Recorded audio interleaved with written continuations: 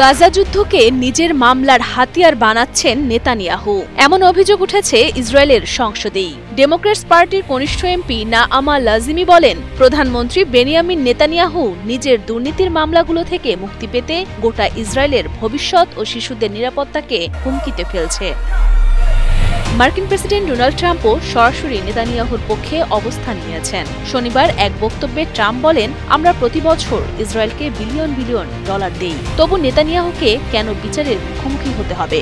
ট্রাম্পের দাবি, নেতানিয়াহুর বিরুদ্ধে চলা বিচার বন্ধ করে দেওয়া উচিত। যুক্তরাষ্ট্র প্রতি বছর প্রায় ৩.৮ বিলিয়ন ডলার সামরিক সাহায্য দেয় ইসরায়েলকে, বাংলাদেশি মুদ্রায় যার পরিমাণ ৪২,০০০ কোটি টাকারও বেশি। এই পরিমাণ অর্থ বাংলাদেশে এক বছর ধরে প্রাথমিক শিক্ষা, স্বাস্থ্য ও পরিবেশ খাতে সম্মিলিত বাজেটের তুলনায় বড়।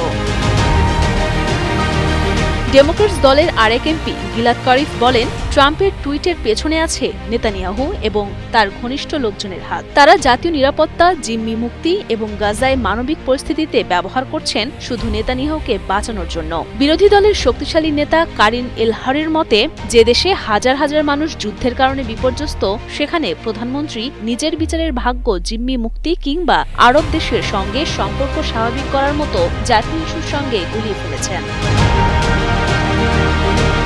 ইসরায়েলি বিরোধী দল ইয়েশ আতিদের নেতা ইয়াইর লাপিদ ট্রাম্পকে সরাসরি বলেন, ইসরায়েলের বিচার বিভাগ স্বাধীন, আপনি হস্তক্ষেপ করবেন না। এটি কোনো মার্কিন রাজনীতি না, এটা আমাদের আইন। অভিযোগ আছে, নেতানিয়াহু ও তার পরিবার ধনী ব্যবসায়ীদের কাছ থেকে দামি উপহার নিয়েছেন, বিনিময়ে সরকারি সুযোগ দিয়েছেন। নেতানিয়াহু টেলিকম কোম্পানি বেজিকিউ এর মালিককে বিশেষ সুবিধা দিয়েছেন, যার মাধ্যমে মালিকানাধীন সংবাদ মাধ্যম ওয়াল্লা নেতানিয়াহুর পক্ষে প্রচার চালায়। এই মামলাগুলোতে যদি তাকে দোষী প্রমাণ করা হয়, তাহলে নেতানিয়াহুর জেল হতে পারে, এমনকি রাজনীতি থেকেও বিদায় নিতে হতে পারে।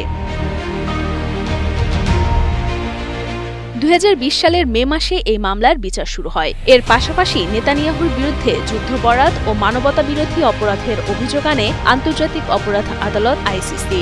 ২০২৪ সালের নভেম্বরে আইসিসি তাকে এবং ইসরায়েলের তৎকালীন প্রতিরক্ষা মন্ত্রী ইয়াওভ গ্যালান্টকে গাজায় গণহত্যার অভিযোগে গ্রেপ্তারি পরোয়ানা জারি করে। হামাস বহুবার জানিয়েছে, তারা গাজায় আটক সব ইসরায়েলি জিম্মিকে মুক্তি দিতে রাজি, যদি যুদ্ধ বন্ধ হয়, ইসরায়েল সেনা প্রত্যাহার করে এবং ফিলিস্তিনি বন্দীদের মুক্তি দেয়। কিন্তু নেতানিয়াহু বারবার তা প্রত্যাখ্যান করেছেন। বিশ্লেষকরা মনে করেন, তিনি ইচ্ছা করেই যুদ্ধ দীর্ঘায়িত করেছেন, যাতে যুদ্ধকালীন জরুরি পরিস্থিতির অজুহাতে নিজের বিচার বন্ধ করাতে পারেন।